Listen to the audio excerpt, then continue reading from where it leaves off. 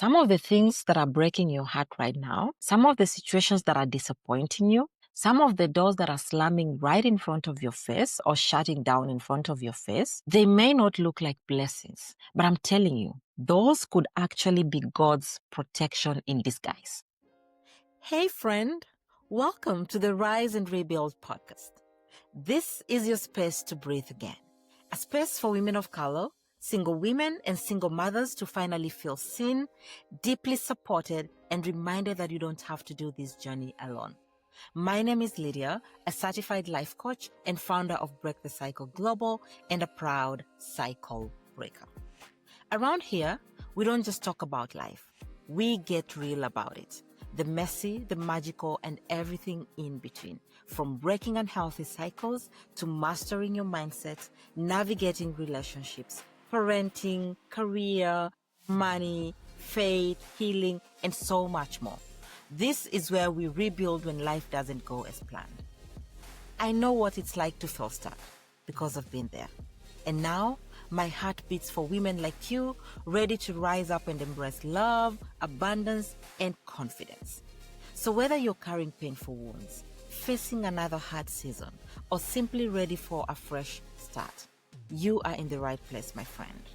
Grab your coffee, warm your tea, and welcome home. Because this is where we break, heal, and rebuild together. Hey friend, welcome back to another episode of the Rise and Rebuild podcast. I am so glad you're here. As you can probably tell, today's episode is very random as I'm not on my sweet little mustard seat of mine. I love that seat, guys. I love that seat. But today, it's the day before Thanksgiving holiday in these parts of the world. And most of us and most people are preparing to host family and friends. And it's just one of those holidays that people around here really celebrate and put a lot of effort into it. And I think it's a good thing. It's a good thing. It's a beautiful time of the year when family comes together to just give thanks and celebrate the gift of life. Well, for us this year, we are not hosting friends and family, really, and it's intentional. I just want some quiet time. I just crave some silence. And so this year, all we are gonna do is just chill in the house, cook some good meal, have merry fun with the family. And this year is really special for us because we have a new member of the family, yay, that we are all doting on and loving on. She's brought so much joy and peace and just everything so good to us. So yeah, so that is what we are gonna do this Thanksgiving. Just chill, stay indoors. It's cold. We live in one of the coldest state in the US, and around this time we start to get snow. And this time of the year, our kids are still indoors. They go to school, yes, but there's not much activities going on. And so sometimes it's good that you have more time with them at home. But then on the flip side, I just feel bad that they don't get enough outside and enough sun. We don't usually get enough sun around here. But anyway, so thankful that despite the cold, we have a warm home, right? We have food, we have a roof over our heads. Times have been really hard these past months for most people. To be able to afford a warm home, heat, electricity, food, just the basics, just a reason enough to be thankful.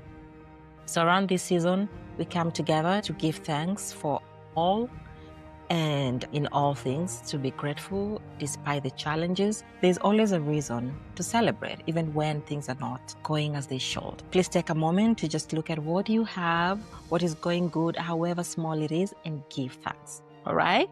So if today's episode finds you maybe in your kitchen, like I am, I'm in the kitchen counter. I'm just about to do a cup of stuff. I'm just preparing for Thanksgiving meal. If it finds you in the kitchen, in your car, in the grocery store for last minute shoppers, or it finds you in your bed or at work, that's okay. That's okay. I really hope that today feels gentle. It feels warm if you're in one of these cold areas like we are, and that it is filled with God's presence. Not just today, tomorrow, the day after tomorrow, and for the rest of the year.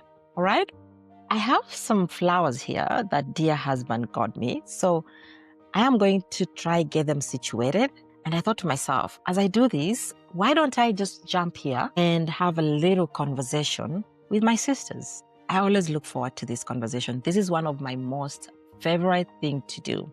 Honestly, I have found so much love, peace, and joy during this season of podcasting and just talking to you guys, getting the feedback, understanding your journeys and where you are has brought me so much joy. So I see you. So everybody tuning in, everybody sending me messages, writing me emails, leaving their comments. I see you. I see you. I see you. So tune in. Let's talk a little today, okay? Today's episode is going to be very short, but as usual, quite deep, all right? Because I want us to talk about a different kind of gratitude. Just because it's Thanksgiving, I thought let's talk about gratitude. Not the gratitude we feel when everything is going right, but the gratitude that comes after the storm. That gratitude that shows up after you have healed. The gratitude that can now whisper to you, I didn't see it then, but now God, I see that was you. That is what I call gratitude in hindsight, okay? That kind of gratitude that comes after the storm passes by. What do I mean? Let me tell you a quick story. Well, I have told this story over and over again, so you may want to go back to one of my very first episodes of this podcast and listen to it. But I'll just give you a snippet of that story before I get to the lesson of the day. About 9 to 10 years ago, my life, as I knew it then, literally crumbled right in front of me. The relationship I was in fell apart, things didn't just work out, and my partner then walked out on me and the kiddos. Let me tell you, Maina, as my Kenyan folks would say it. The pain of a heartbreak, and on top of that with kids in tow, is something else. Especially in a relationship where you have invested your all, the pain, the humiliation, the gossips, the everything in between that you go through is totally out of this world. I can only try to paint a picture for you, but only when you've gone through such a pain would you understand. So 9 to 10 years ago, my relationship falls apart. Back then, I was in so much pain. I could not even understand myself. It just did not make sense. I mean, I had done everything right, so I thought. I was a good partner, so I thought. I was a good mother, so I thought. A good daughter-in-law, trying to prove herself, so I thought. So why on earth would my relationship that looked perfect on the outside, something I really treasured, end just like that?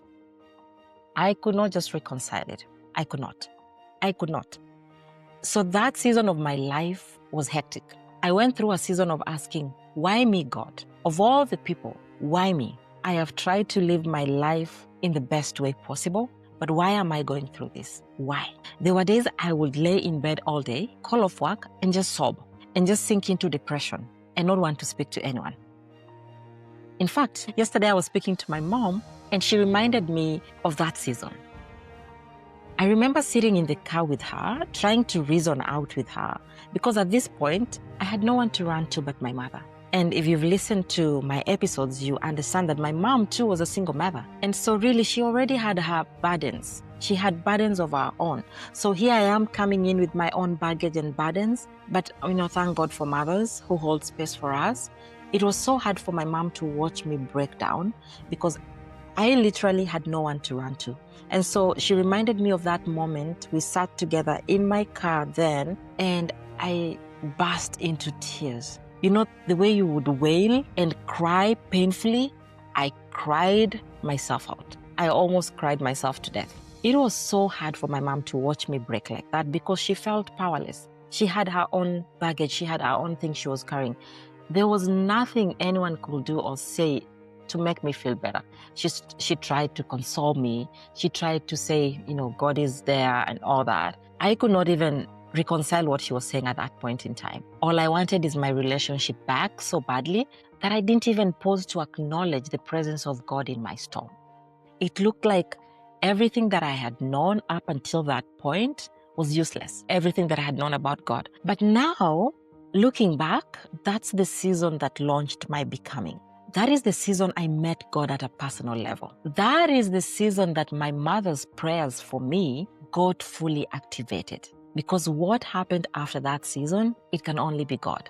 And today, I am living proof. I talk to women because I am living proof you can come back from anything. What doesn't kill you truly makes you stronger. So that season of my life was crazy. Back then, I could not see anything to be thankful for. Back then, everything that I knew to be true, to be noble, to be sweet, to be, all the good things, they did not make sense to me at that point. I thought I was God's adopted daughter. I kept on asking God, am I not one of your daughters? I kept on asking myself, why is my relationship the only one that is not working? Why are my peers looking so happy and content in their own relationships? So I kept on asking, why me, why me, why me, until it looked like I was a victim, right? Dear friend, let me tell you something. Some of your greatest blessings don't look like blessings when they first show up. I'm telling you, that season, I wasn't grateful for it, and I don't wish it on my worst enemy, but honestly, it turned out to be one of the greatest blessings of my life. Some of the things that are breaking your heart right now, some of the situations that are disappointing you, some of the doors that are slamming right in front of your face or shutting down in front of your face, they may not look like blessings, but I'm telling you, those could actually be God's protection in disguise. Those could be the seasons that God is going to launch a new you. There's actually a song I love by Laura Story that says, what if your blessings come through raindrops? What if your healing comes through tears? What if 1,000 sleepless nights are what it takes to know you're near? And what if trials of this life are your mercies in disguise? What if? Just think about that. What if the situation you're going through right now is God's blessing in disguise? Because sometimes you and I don't thank God in the moment. And listen, you may even be guilt-tripped with this scripture that says, oh, the Bible says, give thanks in all things. Let me pause there. Let me deliver you. The Bible says, give thanks in all things. It does not say give thanks for all things. It says give thanks in all things. There's a big difference. God is not asking you to thank Him for the heartbreak. Absolutely not. He's not asking you to thank Him for the betrayal, for the loss, for the closed door, for the pain. No, He's asking you to thank Him in it. While you're going through the betrayal, while you're going through the loss, while you're going through the closed door, you're going through the pain, He's asking you, just thank me in that season, not for that season. That is why I have a problem when people say it's God's will that somebody lives, it's God's will that somebody dies. No, I don't think so. It's because of sin and the enemies causing. God is asking you to thank Him in the season you're in, because even in that confusion, even in that disappointment, even in the delay, my God, your God is still working. He's still on the throne. He's still watching. He has a plan for your life. And it is understandable if in that season, you don't even have the words to give thanks. I didn't have words to say thank you in that season of my life. It didn't mean I was ungrateful, no. It just means that things that were happening then were not making sense. But when I look back now after that storm passed, I absolutely see and say, God, that was you the whole time. So some of you right now are living in the full picture of a season you once cried through. You have survived situations you didn't understand. You've healed from heartbreaks you thought would kill you. I actually thought that heartbreak would kill me. I didn't think I would survive. You have outgrown environments God pulled you out of. So I'm asking you, don't let this season pass by without thanking God for the storms He used to save you. I'm inviting you now to express gratitude for the things you didn't thank God for then that are now making sense to you. Okay, is that making sense? Gratitude is not about liking the moment. It's about trusting the Maker. It's about trusting God. It's about trusting that all things are working for your good. Okay? Now, something else, gratitude is not just about the past or the things you have now. It's also about the not yet. What do I mean by that?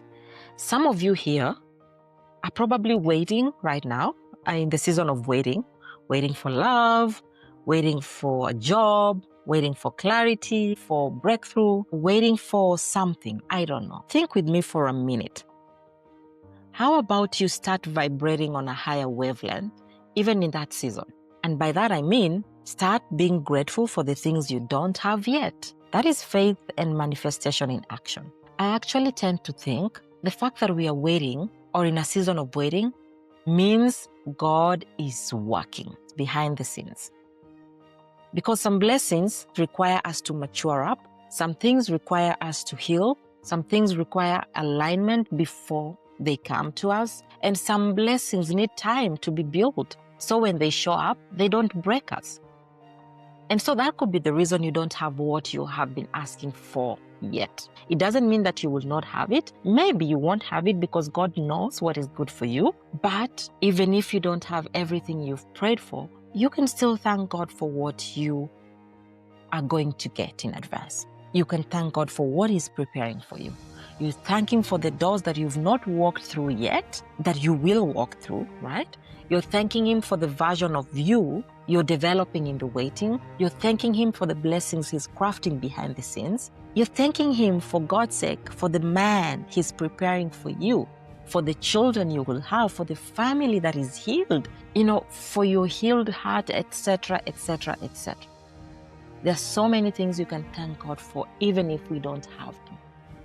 So I want to just bring you in a little bit and ask you to lean into this part. This is a gratitude thing that I do that has really shifted how I view things, and it has shifted my life totally. So here's the thing. I'm inviting you to keep a gratitude journal. You don't have to have a formal journal, but just get a pen and a paper. So as you end this year, I want you to do an assessment of your life this year. I want you to start writing, starting today, or when you listen to this episode. Trust me, this is going to shift how you see life going forward. Just write 5 things that you're grateful for. Out of those 5 things, make 3 of those things that you absolutely see, you can hear them, you can feel them, things that are visible or tangible. For instance, I'm grateful that I can have a warm cup of tea this morning. I'm grateful that I have flowers today. I'm grateful that my children are healthy, although some of them are battling a cold today.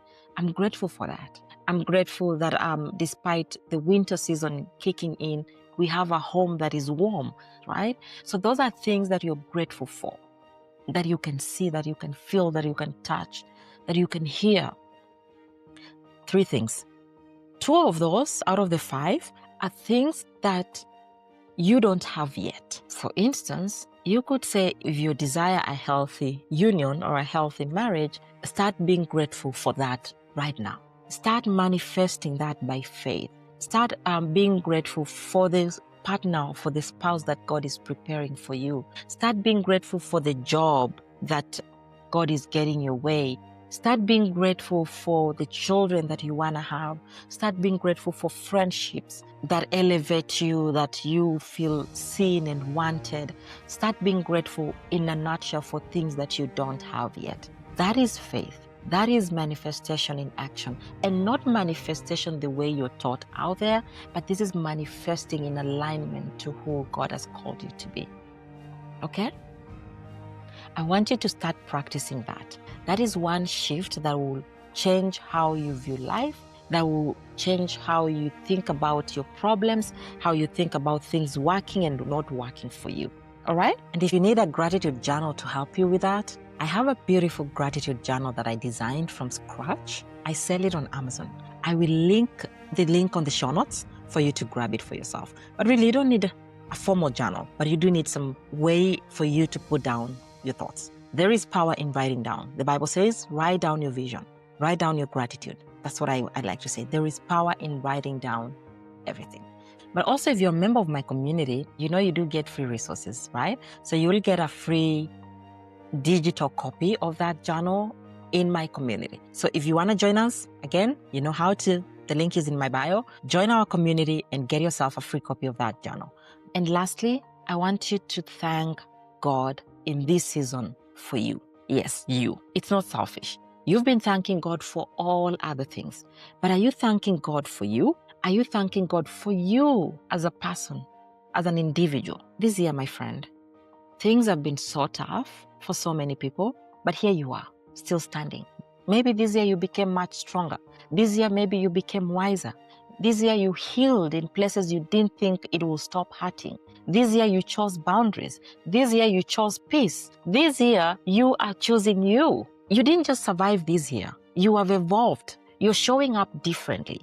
You're thinking differently. You're not the same person that started the year. You're praying differently. You're choosing differently.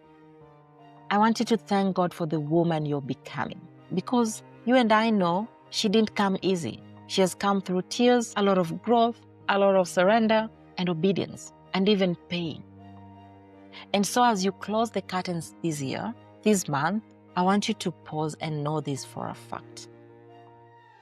The God that began a good work in you is faithful enough to bring it to completion.